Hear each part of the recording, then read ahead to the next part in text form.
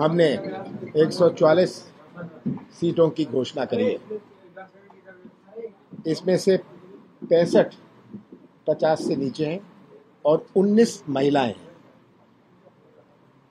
और ये जो नाम हमने घोषित करे, 4000 लोगों ने अप्लाई किया था।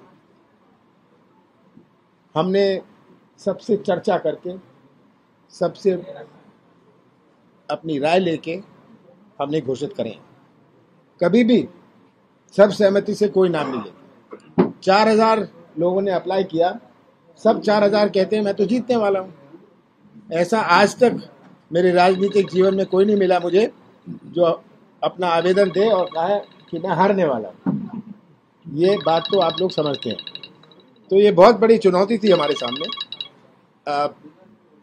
बाकी सीटें भी हम अगले 2-3 दिन में घोषित कर देंगे। सब काफ़ी चर्चा हो गई है, थोड़ी बहुत सीटें बची हैं जिसमें घोषणा होनी है। मध्य प्रदेश का चुनाव 17 नवंबर को केवल किसी उम्मीदवार या केवल किसी पार्टी का नहीं है, मध्य प्रदेश के भविष्य का है। ऐसा चुनाव मैंने अपने 45 साल के जीवन में मैं बहुत सारे चुनाव लड़ा हूं और जीता हूं। इस प्रकार का चुनाव का सामना नहीं किया जहां एक प्रदेश के भविष्य का प्रश्न है। ये आज प्रदेश के भविष्य का प्रश्न है। किस प्रकार से चौपट प्रदेश बन गया है हमारा। हर व्यवस्था चौपट, शिक्षा व्यवस्था देखे, स्वास्थ्य व्यवस्था, जहां देखो। और मध्य प्रदेश आज नंबर 1 भ्रष्टाचार में ऊपर से लेके नीचे तक। पैसे दो काम लो। मध्य प्रदेश का हर व्यक्ति या तो भ्रष्टाचार का शिकार है या भ्रष्टाचार का गवाह है। उसमें से आप भी हैं। जो मैं कहता हूं हर व्यक्ति, आप भी हैं, या तो गवाह है या आप उसके शिकार हैं। तो मुझे पूरा विश्वास है कि जितने भी प्रलोभन बीजेपी दे दें, जितने भी कलाकारी कर लें शिवराज सिंह जी, जितना भी गुमराह कर लें, आज के मतदाता और 10 साल पहले के मतदाता में बहुत अंतर है। आज का मतदाता बहुत समझदार है। वो उनकी इन सब बातों से असमझ नहीं रहने वाला।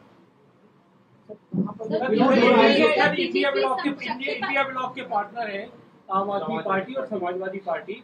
क्या आपकी कांग्रेस की मध्य प्रदेश के चुनाव में उनसे कोई बातचीत हो रही, कोई अंडरस्टैंडिंग? देखिए, बातचीत हुई थी, हो रही है, और अंत में इंडिया का जो अलायंस है वो केंद्र लेवल पर है। ये केंद्र लेवल पर है, चर्चा चल रही है, बात चल रही है। अगर हो गया ठीक है, नहीं हुआ, पर उसका फोकस केंद्र के लोकसभा चुनाव पर है।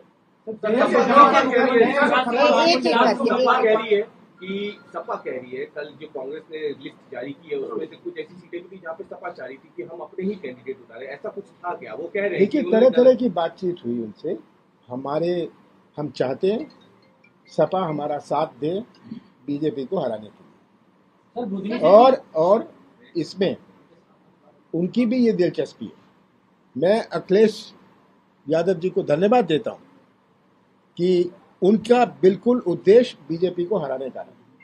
मैं धन्यवाद देना चाहता हूं। उन्होंने खुद मुझे कहा हम मिलकर हराना चाहते हैं, पर हमें भी अपनी स्थिति, स्थानीय स्थिति देखनी है। इसमें कुछ पेच फंस जाते हैं, क्योंकि जो कैंडिडेट है वो कहता है, अगर वो कहें हम आपके कैंडिडेट को भी दे देते हैं, हमारा कैंडिडेट कहता है मैं सपा के सिंबल में नहीं लड़ूंगा, तो क्या करें? तो ऐसी कुछ बातें आ जाती हैं। ये प्रैक्टिकल बातें हैं, ये सब प्रैक्टिकल बातें होती हैं।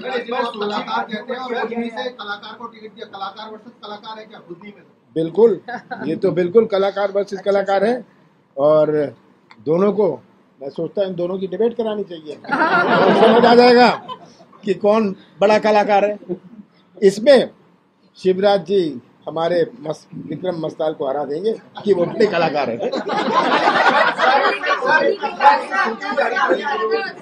विरोध हो रहा है, एक एक करके आप बोलिए।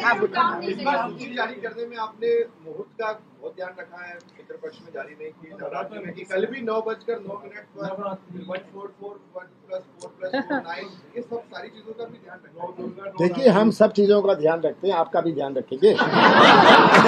गुप्ता जी बोलिए। क्या मुझे सुनाई नहीं दिया? सुनिए, एक एक करके बोल लेंगे, अच्छे से हो जाएगी प्रसाद। आप बोलिए। दैनिक भास्कर। नाराज लोग हैं सर, जो नाराज हो रहे हैं लोग, उन असंतुष्टों को कैसे बनाएंगे उसके लिए? देखिए, सब लोग मेरे से चर्चा में हैं, सब मेरे से चर्चा में है। आज मेरे से बहुत सारे मिले, कम से कम 1000 लोग मुझे सुबह मिले। कोई कुछ कहता है, कोई कुछ कहता है। अंत में मैं उनसे एक ही बात कहता हूँ कि ये उम्मीदवार का प्रश्न नहीं है। हमें सब चीज़ें देखनी पड़ती हैं। जाति समीकरण हमारा सही रहे। अगर एक सीट में कोई अच्छा कैंडिडेट है पर उसके बाद हमारा जाति समीकरण सही ना बने, हमें न्याय करना है। हमारा लक्ष्य है सामाजिक न्याय। उसको देखते हुए हमें सीटें तय करनी है। हम एक एक सीट से नहीं जाते, हम पूरे जिले को देखते हैं। बदलाव की कोई गुंजाइश है? आसाराम बापू सर नाबालिग के यौन शोषण में जेल में बंद है। कैलाश विजयवर्गीय उनके कार्यक्रम में जाके गाना गा रहे हैं, ये बंधन तो प्यार का बंधन। इंदौर में कार्यक्रम हुआ तो आसाराम जी का कैलाश विजयवर्गीय वहाँ गाना गा रहे हैं कि ये बंधन तो प्यार का बंधन। देखिए, सबसे ज्यादा तो आसाराम जी के यहाँ हमारे प्रधानमंत्री मोदी जी जाते थे, मैं भी जाता था, ये नहीं है। पर जो बात सामने आई, कानूनी कार्रवाई हुई। सर प्रियंका जी ने जो योजना अनाउंस की थी वहाँ पे पढ़ो उसको लेके मुख्यमंत्री ने कहा है कि ऐसा लग रहा है कि बाप का पैसा है लुटाई जा रही है। तो जो शिवराज सिंह जी ने पिछले 1 साल किया था, उनके नाना या दादा का पैसा था। सर शिवराज जी कह रहे हैं कि मैं फीनिक्स की तरह हूँ, I will rise from ashes. वो बीजेपी को कहें, मुझे ना कहें। ये सब बीजेपी को कहें। अगर बीजेपी घोषित कर दे उनको मुख्यमंत्री, क्यों नहीं करते? सर 144 में मैं तो पूछ रहा हूँ, 7 प्रश्न हैं। बीजेपी शिवराज सिंह जी को मुख्यमंत्री क्यों नहीं घोषित करते? क्यों इसमें शर्मा रहे हैं या पछता रहे हैं? सवर्णों को बहुत ज्यादा टिकट दी, आरोप लग रहे हैं। देखिए, कोई अभी तो कितनी 86 सीट्स बची हैं, ठीक है। इसमें से 6 तो छिंदवाड़ा की है, तो लगभग 80 बची है, ठीक है। सर पांडुरना छिंदवाड़ा में आप फोन कर रहे हैं, तो पांडुरना अलग जिला सर बना दिया तो बना दिया। देखिए, सबसे बड़ा जिला था छिंदवाड़ा मध्य प्रदेश का, अगर बन गया है तो बन गया। अगर जहाँ जो जोड़ा है वो लोगों को भी तो राजी करना पड़ेगा। उन्होंने उसमें 64 जोड़ दिया।